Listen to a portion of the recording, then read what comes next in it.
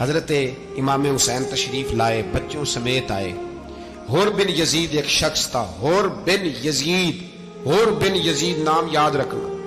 حور بن یزید ایک مختصر سا لشکر لے کے اس نے امام حسین کو ایک جگہ پہ روکا، پھر دوسری جگہ پہ روکا، بالآخر تیسری جگہ پہ روکا تو امام حسین نے فرمایا جگہ کون سی ہے؟ کہا حضور کرب و بلا۔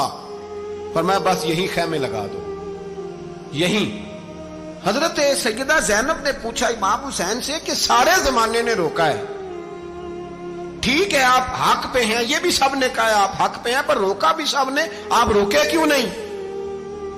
تو ابن کثیر اور ابن اسیر لکھتے ہیں کہ امام حسین رو پڑے، کہنے لگے بہن میں رک جاتا پر میں نے رات کو نانا مصطفیٰ کو خواب میں دیکھا ہے۔ تو حضور نے فرمایا حسین اگر آج یہ رواج پڑ گیا نا یزید جیسے لوگوں کا تو قیامت تک پڑا رہے گا، پھر لوگ کہیں گے کوئی نکلا نہیں تھا تو ہمیں بھی نکلنا، پھر لوگ ظالموں کے سامنے گردنیں جھکانے کے عادی ہو جائیں۔ میں کہتا رہتا ہوں، کہہ رہا ہوں، کربلا کی جنگ کفر اسلام کی جنگ نہیں، کفر اسلام کی جنگ نہیں کربلا کی، کیونکہ یزید تو بڑا پکا نمازی تھا، خطبہ دیتا تھا وہ تو۔ جب امام حسین رضی اللہ تعالیٰ عنہ نے کربلا کے میدان میں جمعے کا دن تھا تو یزید کے سامنے کو بات کرنی شروع کی عمر بن سعد کے سامنے، تو عمر بن سعد کہنے لگا حسین زیادہ باتیں نہ کر، ہمارا جمعہ لیٹ ہو رہا ہے، جنگ کے لیے تیار ہو، فٹافٹ آ۔ اہل بیت نبوت کو قتل کریں گے اور قتل کے بعد پھر نماز پڑھیں گے اور پھر کہیں گے اللہم صلی علی محمد وعلی آل محمد، اسی نماز میں پھر درود بھی پڑھیں گے۔ یہ کیسا مرتبہ ہے، کیسا انداز ہے، دوستی قاتل سے بھی مقتول سے یارانہ بھی۔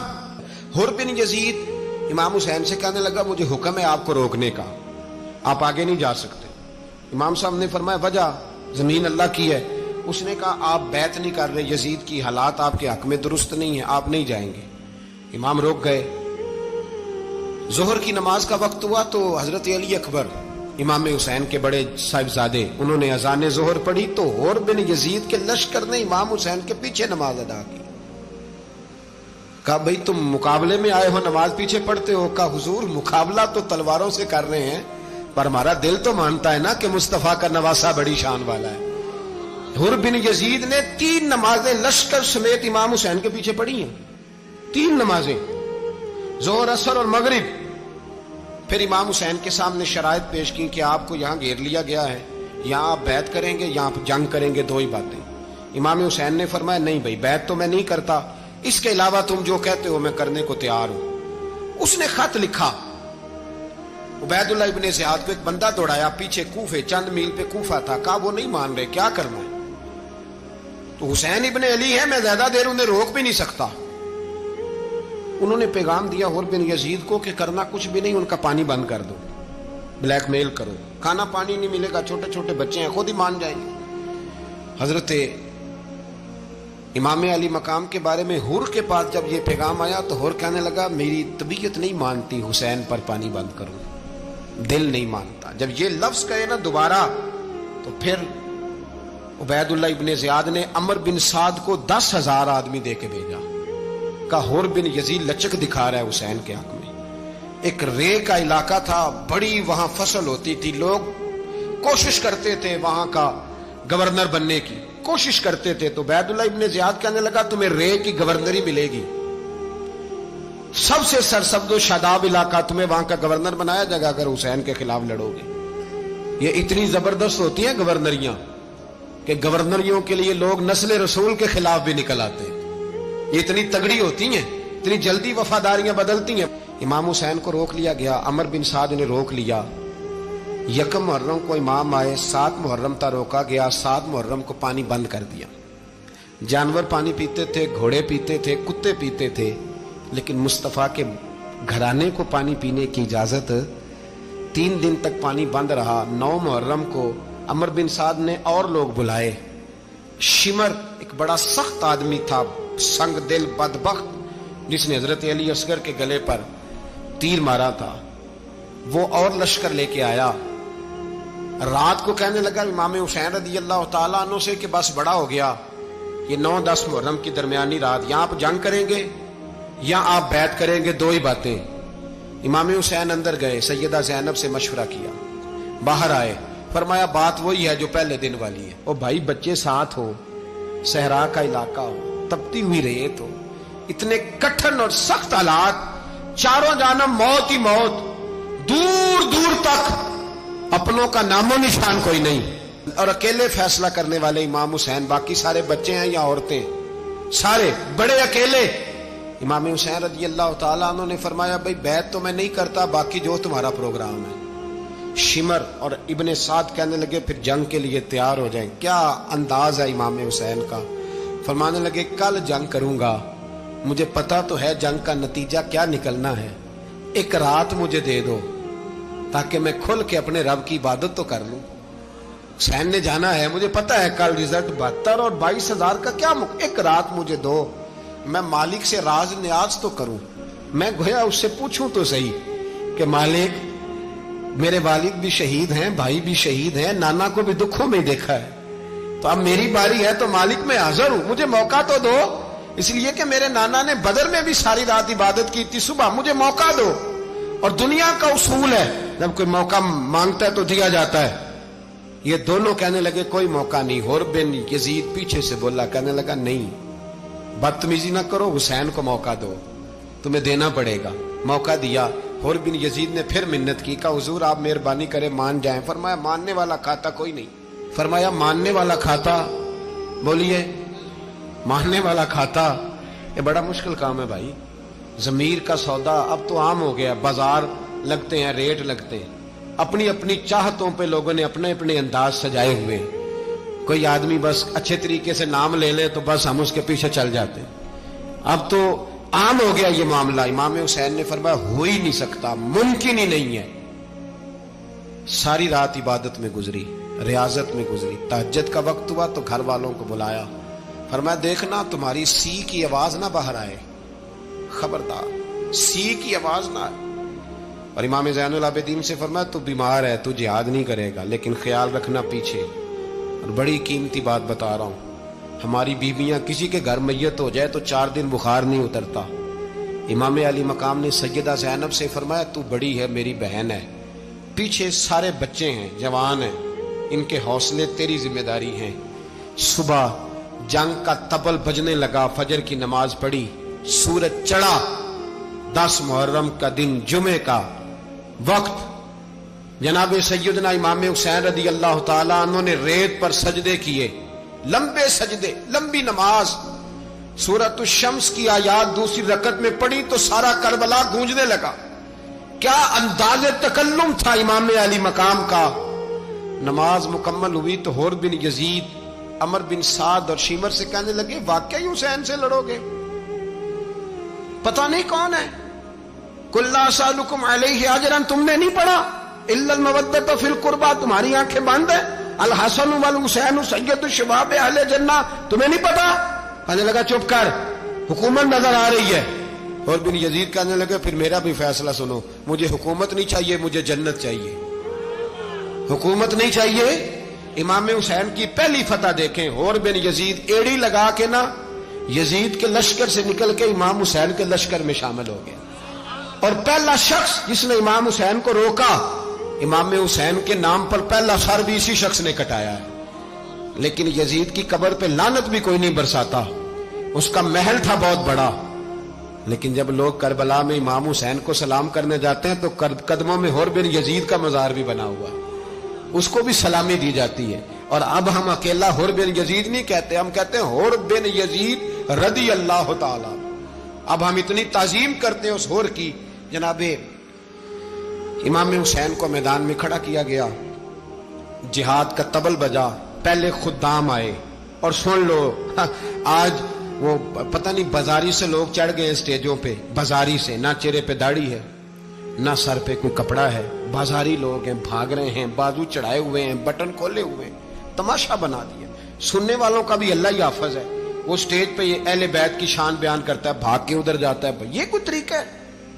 सुनने वालों का भी अजीब अंदाज है, हर बंदे को सुनने बैठ जाते हैं। दीन मुहज्जब है, तहजीब वाला है, दलाइल रखता है, दीन वकार रखता है, ऐसे लोग अब दीन बयान करेंगे। हजरत सैयदना इमाम हुसैन रज़ी अल्लाह ताला अन्हु सुबह जब जिहाद का वक्त आया, पता है कौन कौन थे करबला में? امام حسین کے ساتھ امام حسین کے 4 بھائی تھے کربلا میں. کتنے؟ بول کے بتائیں. حضرت علی کے 4 بیٹے، عباس بن علی، جن کو حضرت عباس کہا جاتا ہے نا، علمدار، یہ حضرت علی کی دوسری زوجہ میں سے. عباس بن علی بھی تھے اور ابو بکر بن علی بھی تھے، عمر بن علی بھی تھے، عثمان بن، یہ حضرت علی کے بچوں کے نام ہیں. یہ آپ کے شہزادے امام حسین کے ساتھ شہید ہوئے. ان کا نام صرف اس لیے نہیں لیا جاتا کہ ان کا نام خلفائے ثلاثہ کے نام پہ، حضرت علی نے اپنے یاروں کے نام پہ رکھا ہے تو تم نے کربلا کے میدان سے خارج کر دیا. یہ تینوں شہزادے حضرت جناب سیدنا امام حسین کے ساتھ تھے، یہ بھی شہید ہوئے. حضرت جناب زینب امام حسین کی سگی بہن ہے. ان کے 2 بچے تھے، اون و محمد. جب امام حسین میدان میں جانے لگے تو جناب زینب بچوں سے کہنے لگی، نہ پہلے بھائی نہیں جائے گا، پہلے بھانجے جائیں گے. 2 بچے شہید ہوئے. حضرت قاسم بن حسن امام حسن کے بیٹے تھے. وہ جب میدان میں جانے لگے تو امام حسین نے کہا، نہیں بھائی تو نہیں جائے گا، تو میرے بھائی کی نشانی ہے، میں جاؤں گا. تو حضرت قاسم بن حسن نے ایک تعویذ کھول کے دیا کہ ابا جی میرے والد نے کہا تھا جب بڑی مشکل آ جائے تو تعویذ کھول کے دیکھنا. تو آج بڑی مشکل آئی ہے تو میں نے تعویذ کھولا ہے، تو یہ دیکھیں کیا لکھا ہے. یہ تو رکا ہے، تعویذ ہے ہی نہیں. جب کھول کے دیکھا تو اس پہ لکھا تھا، قاسم اگر حسین پہ کوئی کڑا وقت آ جائے تو بیٹے کے آگے آگے رہنا، اگر کڑا وقت میرے بھائی پہ کبھی آ جائے نا، دیکھنا اس کے آگے آگے چلنا، اسے حسن کی کمی نہ محسوس ہو. پائیاں جہاں ساک نہیں کوئی جے وچ خار نہ ہوئے. سیدنا امام حسین پہلی دفعہ کربلا میں اس وقت روئے جب یہ رکا. آپ نے دیکھا تو فرمایا ٹھیک ہے، اگر حسن کی یہ وصیت ہے تو میں نے زندگی میں اگر ان کی ہر بات مانی ہے اب بھی مانوں گا، تمہیں اجازت ہے. جناب قاسم بن حسن 16 سال کا جوان جب میدان میں نکلے تو ہائے ہائے پتہ نہیں کہاں سے آ گئی ہے. امام قاسم بن حسن جب میدان میں نکلے تو تبری سے لے کر علامہ ابو الاسناد صاحب سب کو پڑھ کے تو دیکھو. 3 دن کی پیاس ہے، شدید آزمائش ہے، دکھ ہے، تکلیفیں ہیں، پھر بھی پہلی دفعہ جب میدان میں گئے ہیں واپس آئے ہیں 19 لوگوں کو قتل کر کے واپس آئے. 19 لوگوں کو ایک بار میں حضرت ایسے ہی تماشا بنا دیا. مظلوم تھے وہ تو رو رہے تھے. ہر مقرر یہ کہہ رہا ہے کہ وہ تو بار بار کہہ ابا پانی مل جائے، پانی آ جائے، ترس گئے. خدا کا خوف کرو، یہ دلیر لوگ تھے. ان کی باتیں آج بھی پڑھ کے دلیری پیدا ہوتی ہے، دلیری پیدا ہوتی ہے، دلیری. سناؤ قصہ خیبر کو تمامی اپنے بچوں کو. علی کی داستان سن کے دلوں سے ڈر نکلتا ہے. علی کی داستان سن کے دلوں سے یہ جو بچے ڈر رہے ہیں نا، وہ چمگادڑ آ گئی، کاکروچ آ گیا، یہ خوف نکل جائے گا اگر حضرت قاسم بن حسن کی بات سنے گی. درجنوں لوگ آپ نے قتل کیے. ایک دفعہ آئے کہا چاچا یزید کا لشکر تو بڑا بزدل ہے، اگر چند قطرے پانی میرے حلق سے گزرے تو میں سارے کاٹ کے لے آؤں گا آپ کے پاس، چند قطرے. لیکن تھوڑی دیر گزری، عمر بن سعد کہنے لگا اکیلے اکیلے جاؤ گے تو علی کا پوتا ہے، یہ سب کو مار دے گا، کٹھے جاؤ. چاروں جانب سے تیر برسے. ایک تیر لگا آ کے گردن کے پیچھے، بس جناب سیدنا قاسم بن حسن گھوڑے سے نیچے گرے. تو جناب زینب حوصلہ کر کے آنسو سمیٹ کے کہنے لگی میں دیکھ رہی ہوں پردے کے پیچھے سے حسین میرے بھائی کا بیٹا گر گیا ہے، جا اسے اٹھا کے لا. حضرت امام حسین ان کو اٹھا کے لائے تو امام حسین نے سینے سے لگایا ہوا تھا تو ان کے پیر، ان کا قد لگتا تھا امام حسین سے زیادہ ہے. اٹھا کے لایا، لٹا دیا گیا. امام حسین کے اپنے بڑے بیٹے میدان میں نکلنے کو، علی اکبر نام ہے. جب جن لوگوں نے حضور کو نہیں دیکھا تھا وہ جب کہتے نا ہم نے نبی پاک کا دیدار نہیں کیا تو بتاؤ کس طرح کے تھے، تو بتایا جاتا تھا کہ جناب علی اکبر کا دیدار کرو، ہم شبیہ مصطفیٰ. اور جب وہ گلیوں میں نکلتے تھے تو عورتیں چھتوں پہ چڑھ جاتی تھیں. جناب علی اکبر رضی اللہ تعالیٰ عنہ تلوار لے کے میدان میں نکلے، جوان بیٹے دینے بڑے مشکل. او یارو رٹا کیا ہے یہ تو بتاؤ، کہ ظالم آدمی حکمران ہے یار، یہ رٹا ہے، ایک ظالم کا رستہ روکنا ہے. اس رٹے کے لیے ہم شبیہ مصطفیٰ جناب سیدنا امام علی اکبر میدان میں نکلے، بڑے لوگ مارے، بڑے. پھر ایک تیر ان کے بھی گلے میں لگا اور جب وہ گرے نا زمین پہ تو حضرت इमाम हुसैन दौड़ के आए, दौड़ के, और जब तशरीफ लाए तो उनके गले से तीर खींचा तो एक जुमला लिखा है साहिब तबरी ने, उसने हद कर दी। कहने लगे तीर खींचा तो इमाम हुसैन की आंखों में आंसू आए। कहने लगे काश जनाब इब्राहिम आज मेरे सामने होते तो मैं उन्हें कहता कि आपने तो बेटा ज़िबा करते वक्त आंखों पे पट्टी बांधी थी, देखो मैं खुली आंखों से बच्चे ज़िबा कर रहा, खुली आंखों। काश जनाब इब्राहिम खलील होते तो उन्हें कहता। जनाब अली अकबर भी शहीद हुए। हजरत अली असगर को तो अचानक उठाया था इमाम हुसैन, बाहर निकले तो गर्दन पे तीर लगा तो 6 महीने का बच्चा वो भी शहीद हुआ। खून उछाला आसमान की तरफ तो कहा मौला देख ले, मैंने 6 महीने वाला भी नहीं बचाया, वो भी दे दिया है। फिर हजरत अब्बास को बेटियों ने कहा कि अब ना, कुछ कहते हैं पहले शहीद हुए, कुछ ने लिखा बाद में, अब हमसे पानी के बगैर नहीं रहा जाता। तो जनाब अब्बास पानी का मशकीज़ा लेके निकले, बाहर निकले, एक हाथ कटा, दूसरे पे मशकीज़ा वो भी कटा। देख लो मैं पस मंजर पे हूं अभी तक, मैं बता रहा हूं कि जिहाद किसके खिलाफ था? जालिम हुक्मरान के खिलाफ, जालिम काफिर के खिलाफ नहीं, मुशरिक के खिलाफ नहीं। हजरत इमाम हुसैन रज़ी अल्लाह ताला अन्हु ने हर जगह एक ही बात की कि यजीद शराबी है तो बच्चे कटवा दूंगा, शराबी को वोट। ये एक नहीं, हर किताब में यही लिखा, हर किताब में, और हर मसलक की किताब। यजीद चूंकि मुजरे देखता है, रंडियों का नाच देखता है, बच्चे कटवा दूंगा, उसके हाथ में हाथ। इमाम हुसैन ने फरमाया चूंकि अल्लाह की हदों को तोड़ता है, हुकूकुल्लाह पामाल करता है, हुदूदुल्लाह, बच्चे कटवा दूंगा लेकिन उसके हाथ में हाथ। सारा दिन खुद मुजरा देखना और 10 मुहर्रम को 2 देगे पका के हुसैनी बन जाना, सारा साल खुद गंद मंद करना, शराबियों के साथ रहना और 10 मुहर्रम को 2 आंसू बहा के याद रखना। मैं हमेशा कहता हूं, फिर कह रहा हूं, जिसके मोबाइल में गंदे गाने हैं, गंद देखता है, शराबी कबाबी का सपोर्टर है, वोटर है, या मुजरे देखता है, आता जाता है, वो याद रखे कयामत में इमाम हुसैन का हाथ होगा, उसका गिरेबान होगा। हमसे न रकम होंगे कसीदे यजीद के, हम लोग तो हुसैन के सीरत निगार। हजरत अब्बास बाजू कटा, फिर पानी तो भर लिया था, ला ना सके, फिर गर्दन कटी तो शहीद हुए। बच्चों की भी शहादत हुई, पर जब उनका लाशा उठाया तो इमाम हुसैन कहने लगे मौला अब ना हुसैन की कमर कमजोर हो गई है, अब कमजोर हो। और भाई एक मैयत हो जाए तो 4-5 दिन तो पूरी आंखें नहीं खुलती, कैसा जर्री खानदान है। थोड़ी देर गुजरी तो इमाम अली मकाम ने पटका बांधा, सर पे दस्तार बांधी, मौला अली की तलवार पकड़ी, नबी पाक का इमामा बांधा और घोड़े पे सवार हुए तो कहने लगे ज़ैनब घर तेरे हवाले और मैं अल्लाह के हवाले, घर तेरे हवाले और मैं। और फिर इमाम हुसैन निकले, इमाम अली मकाम निकले। रावी कहते हैं कि ये जलवा पहले भी बड़े सोने थे, पर आज जो रंग देखा वो कभी नहीं देखा।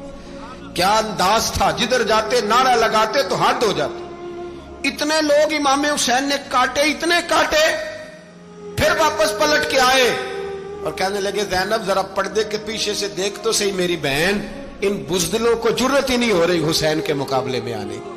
एक दूसरे को धक्का देते, तू जा तू जा, फिर इकट्ठे वार हुए। ये कौन है कटा हुआ, लिबास है फटा हुआ, ये बिल यकीन हुसैन है, नबी का नूर ऐन है। फिर चारों जानिब से तीर बरसे तो इमाम अली मकाम चूंकि नमाज का वक्त हो गया था, उतरे घोड़े से, खून बह रहा था, गर्म तरीन रेत से तयम्मुम किया, सर सजदे में रखा और जब शिमर आपकी गर्दन काटने लगा तो कहने लगे ठहर जा जरा, रब से एक बात कर लेने दे। और फिर बोले इमाम हुसैन, कहने लगे मालिक तू अब बता के हुसैन से राजी है कि नाराज है, तू बता। तो फिर एक आवाज आई, या अय्यतुहन नफ्स मुतमइन्ना इरजिई इला रब्बिकी रादियतम मर्दिया। फरमाया नफ्स मुतमइन्ना वापस आ जा, तू अल्लाह से राजी है, अल्लाह तुझसे राजी। इमाम हुसैन वहां शहीद हो गए। अब ये काफिला इमाम हुसैन का सर काट, जरा देखना गौर करना, सर काट के नेज़े पे रखा है, जिस्म करबला में पड़ा है। औरतों को घोड़ों पे बिठा के ले जाया गया यजीद के दरबार में। यजीद पहले उबैदुल्लाह इब्ने ज़ियाद ने बदतमीजी की, फिर यजीद ने की। सऊदी अरब का एक मौलवी बोल रहा था, सऊदी अरब का, उनसे भी बड़ा इश्क है, जिसने तकरीर सुननी हो मेरे पास है। हमें लोग मशवरे देते हैं कि जो यजीद को अच्छा कहे और हुसैन को बागी कहे उसको हम इमाम मान लें।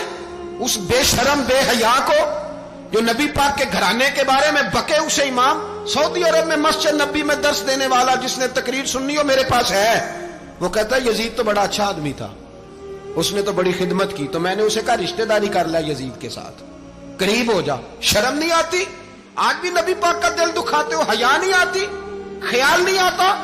اور لوگ گھر میں بیٹھ کے باتیں کرتے ہیں، کہتے ہیں جی جو بیت اللہ میں ہو وہ بھی برا ہو سکتا ہے۔ بیت اللہ میں تو 360 بت بھی تھے، وہ اچھے تھے۔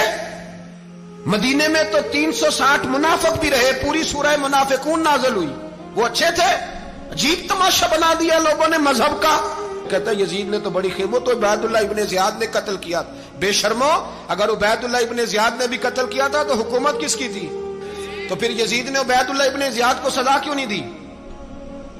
بلکہ ایک جگہ 2 گورنریاں دی اس کو، یہ حال کیا۔ بلکہ سنو کہ یزید چھڑیاں مار رہا تھا، چھڑیاں۔ امام حسین کے لبوں پہ تو نعمان بن بشیر صحابی تھے، بول پڑے، کہنے لگے یزید بدبخت، ہاتھ پیچھے اٹھا، مجھے اللہ کی عزت کی قسم میں نے سینکڑوں بار نبی پاک کو ان ہونٹوں کو چومتے دیکھا ہے۔ حضرت جناب زینب عورتوں کے مجمع میں پیچھے ہو کے بیٹھی ہیں، یزید کے پاس جب پہنچا لشکر تو یزید کہنے لگا دیکھو اللہ نے مجھے عزت دی اور میرے مخالفوں کا کیا حال ہوا۔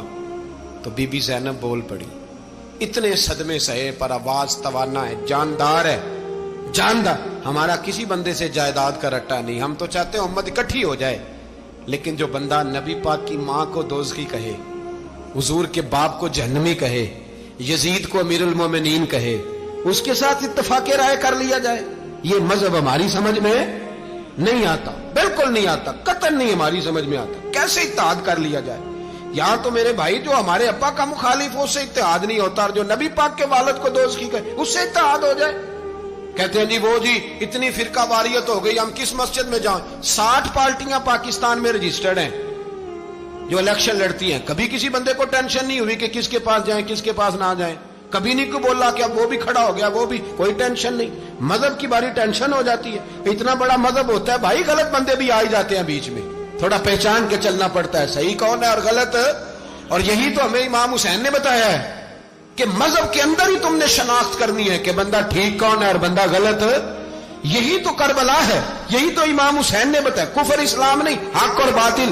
تو سمجھیے گا حضرت سیدہ زینب نے جب سنا نا کہ یہ کہہ رہا ہے کہ مجھے اللہ نے عزت دی، تو جناب زینب بولی، نعمان بن بشیر کہتے ہیں بی بی بولی، اتنے صدمے ہیں پر جناب زینب بولی اللہ اکبر، اس انداز میں بولی کہ پہلے قرآن مجید کی آیت پڑھی، کہنے لگی وَتُعِزُّ مَن تَشَاءُ وَتُذِلُّ مَن تَشَاءُ بِيَدِكَ الْخَيْرُ إِنَّكَ عَلَىٰ كُلِّ شَيْءٍ قَدِيرٌ۔ اور پھر کہنے لگی یزید تو بکتا ہے، کہتا ہے کہ تو عزت والا ہو گیا، یہ تیری حکومت ہے، 4 دن گزرنے دے، تجھ پہ کوئی لعنت بھی نہیں برسائے گا، اور میرے بھائی کا قیامت تک ممبروں میں اور خطبوں میں ذکر ہوا کرے گا، وقت گزرنے دے۔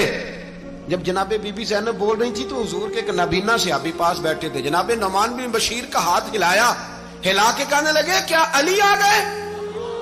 تو علی کی آواز لگتی ہے، جبریل امی بول رہے ہوں جیسے، حکمت کے گوہر رول رہے ہوں جیسے، دربار دمشق میں بی بی زینب کا خطاب، منبر پہ علی بول رہے ہوں جیسے۔ میرے بھائی بس کربلا والا قافلہ تو مدینے پہنچ گیا، 3 سال یزید نے حکومت کی، شرابیں عام ہو گئیں، مکے پہ حملہ ہوا، خانہ کعبہ کا غلاف جلا، مدینے پہ اس نے حملہ کیا، 3 دن مسجد نبوی میں اس نے گھوڑے باندھے، مسجد نبوی میں صحابہ کو نکال کے اپنا اس نے امام مقرر کیا، لیکن پھر امت نے اسے قبول نہ کیا، پھر وہ رسوا ہوا اور آج تک وہ رسوا ہے۔ لیکن امام حسین کا نام کل بھی زندہ تھا اور آج بھی۔ درس یہ ہے، پیغام یہ ہے، پیغام یہ ہے، یاد رکھو موت تیزی سے آ رہی ہے، ہمارے ساتھ والے دائیں بائیں والے سب چلے گئے، اسی طرح نمبر لگے گا، ایک دن اعلان ہوگا۔ ضمیر کے قیدی بن کے زندگی نہ گزارو، بالکل نہ گزارو، یہ تھوڑی سی زندگی ہے، دنیا سجن المومن۔ حق بات کرو، حق پہ ڈٹنا سیکھو، دین سمجھو، خبردار رسول پاک صلی اللہ علیہ وسلم کے دین میں ظالم، جابر، فاسق، فاجر کی کوئی گنجائش قطع نہیں ہے۔ اپنے آپ کو سمیٹو، اپنے آپ کو سنبھالو، دین میں اپنا کردار ادا کرنے کی کوشش کرو۔ دین طلب کرتا ہے ہم سے کہ ہم نے دین کو کیا دیا ہے. امام حسین نے سارا گھرانہ دین کے لیے دے دیا.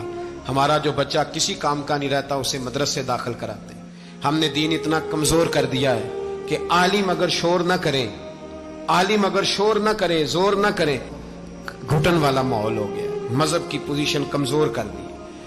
اب جہاں تک اس بات کا تعلق ہے جی فرقے ہو گئے، تو میرے بھائی یہ کوئی اتنی خطرناک بات ہے، یہ کوئی اتنا مشکل معاملہ نہیں ہے. یہ تو امام حسین نے بتا دیا تھا کہ یزید کے طور پر ایک غلط فرقہ کھڑا ہو گیا ہے، لہذا اس کا مقابلہ کرنا ہے. اس میں کوئی بری بات ہے؟ لیکن ایک سبق ہے بزرگوں کا کہ اگر سچی بات بھی نہیں کرنی تو پھر اس منبر کا حق ادا نہیں ہوتا. جو سچ بولے وہ حسینی ہے، جو ظالم کے سامنے کھڑا ہو جائے وہ حسینی ہے. جو مصلحت کوش ہو، جو کہے ٹائم نہیں، گراؤنڈ ریالٹی نہیں، حالات نہیں، طبیعت نہیں، موقع نہیں، تو ابھی امام حسین کے پیغام کو نہیں سمجھا.